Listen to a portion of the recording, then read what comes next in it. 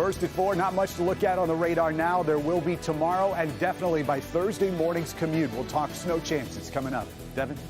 All right, Ben, also first at 4, a murder investigation in Wayne County. Police describe a disturbing call from a son about his parents. Paula. Have you voted yet? Do you have any idea who is spending your hard-earned cash when you don't vote? Well, we know, and we'll tell you coming up. These stories and more are happening right now on Local 4, First at 4. Live from downtown Detroit, home of WDIV and Click on Detroit, Local 4 News First at 4 starts now. Good afternoon. Good to have you with us on this Tuesday. I'm Devin Skilly, and Karen is covering a murder case up in Flint. We're going to hear from her in just a moment. But we're going to begin at 4 with a murder investigation in Van Buren Township as the crime leaves neighbors rattled. Detectives spent the morning at the Village Point Estates on Fay Drive near Ecorse Road looking for clues.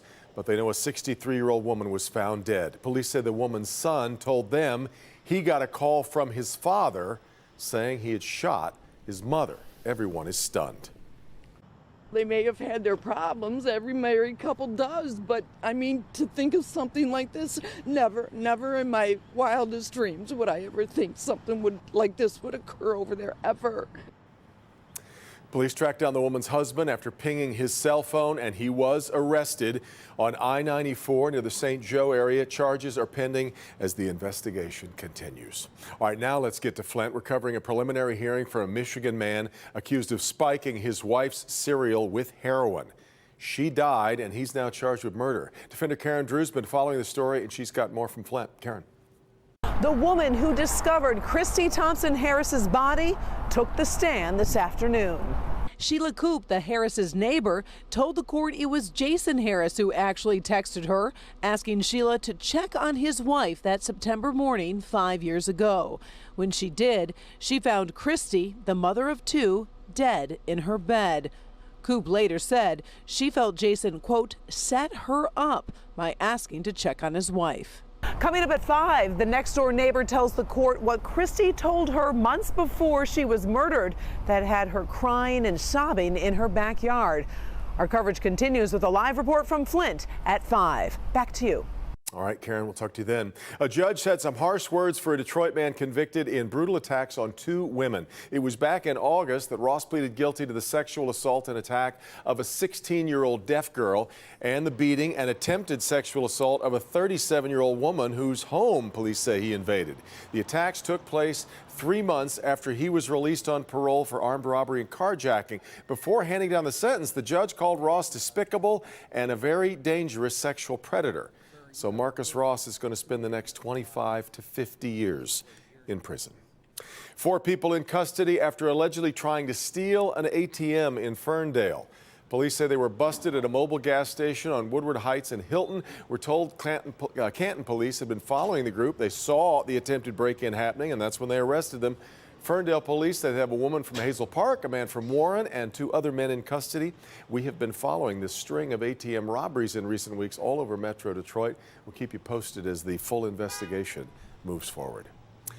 Well, I don't know about you, but I don't like the sound of the phrase waves of cold air. You can have that one, and that is unfortunately what we're hearing out of the weather department. Not so much the waves of cold air, but the talk of it, Ben. Well, I guess better than hot air coming out of the weather department, which is usually the case. But yes, we are going to be seeing these temperatures drop. In fact, today, just like yesterday, these are going to be some of the warmest numbers we see for the next 10 days. At least we don't have anything on radar right now.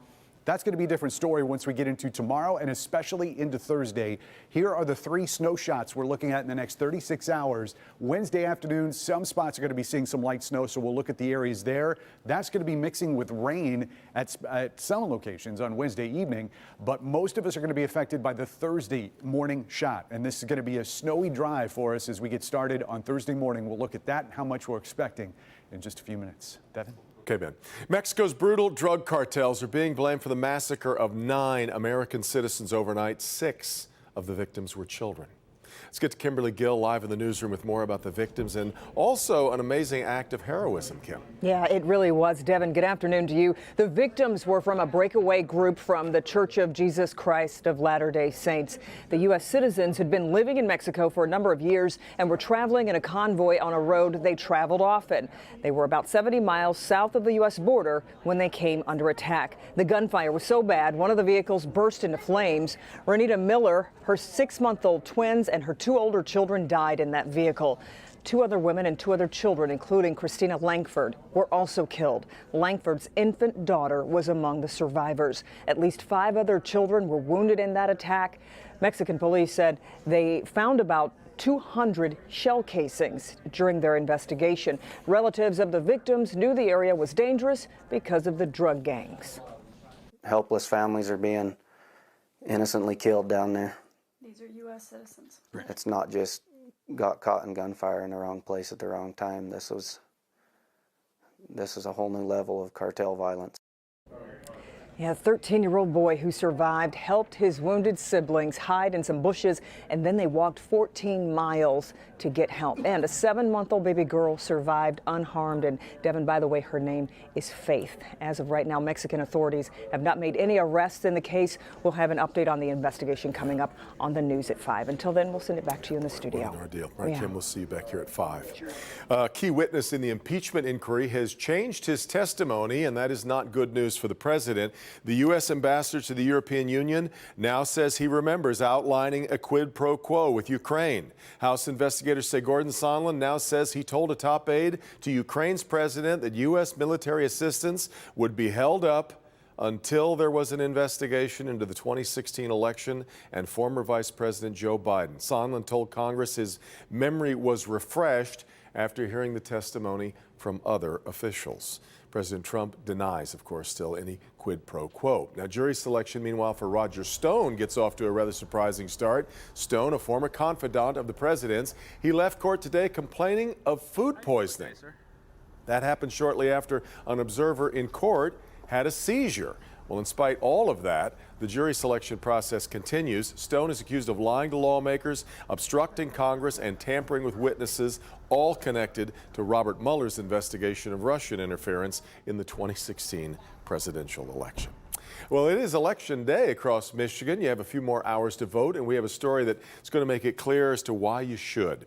There is a lot of money on the table. For example, Sterling Heights voting on a millage for police, fire, and road repair. Ann Arbor is voting on a $1 billion school bond. Rochester Hills voting on 8 different ballot initiatives. So who is going to decide how your money is spent? Paula Tutman dives into that question. Paula. Yeah, hi, Devin. So if you're not sure, just go to your municipality's website. It's very possible that you do have some sort of ballot issue, might even be some sort of election. It's very, very important that you dial into that because there really is a high cost to not voting. So we were in Oakland County. We looked around. City of Rochester Hills actually has one of the largest ballots that we saw, and it's very, very important that residents here and everywhere else come out to vote. So let's take the city of Rochester Hills, for instance. It's a big ballot affecting a beautiful suburban community of about 75,000 with roughly 54,000 registered voters, and Gordon Stotts is one of them. I can't remember the last time I missed coming out to vote, even if it is, an election that isn't a major national election or anything on that order. Yet today, only about 11,000 voters will show up to vote on ballot proposals. 8 of them for this ballot, 3 of them have a direct impact on your wallet. And that's the problem with non-presidential, non-primary elections. If you don't show up and vote on these proposals, a minority of your neighbors will be deciding what happens to the majority of your tax dollars. 20% of the people are going to determine what the other 80% will have to have as far as their millage rates go, as far as who they will see in their city leadership, as well as their library leadership. Tina Barton is the city clerk of Rochester Hills. They're determining the direction that your city is going to go. So you're saying when you don't show up and vote, I don't want to have a say in what my city looks like in 5 years or what it looks like in 10 years, and I don't really care how they're spending my money. So looks like local street road millage renewal 1.0965. Joe Snyder, the chief financial officer of the finance department, is the numbers cruncher. And here's how the math breaks down for this particular ballot. So a grand total of 3.3515 mils. Okay, so that means for a house worth about $200,000 market value, the taxable value would be half that. In Rochester Hills, it's basically a millage renewal. And here's how those mills translate into actual dollars. So for roads, it'll cost your household about $109.65. For the funding for Oakland Community College, it'll add about $75.45 per year to your property taxes. And for schools, about $150. So if voter turnout remains about the same as it has all day, that means 20% of your neighbors will decide what happens to your wallet during property tax time. And that's about $335.15 per year. Now, if your house is worth $400,000, double that. Yeah, so I just want you to think about that just for a moment and who's deciding how your money is being spent. I do want to clarify, I said 8 ballot proposals in Rochester Hills. There are 8 issues, but gosh, still, isn't that enough to come out and vote? You still have about 4 hours left. And of course, we have all of the information on our website, clickondetroit.com. Get your sticker that says, I voted, it's important. Such a great primer on the importance of these so-called off-year elections, Paula. Exactly right. All right. Still ahead here at 4.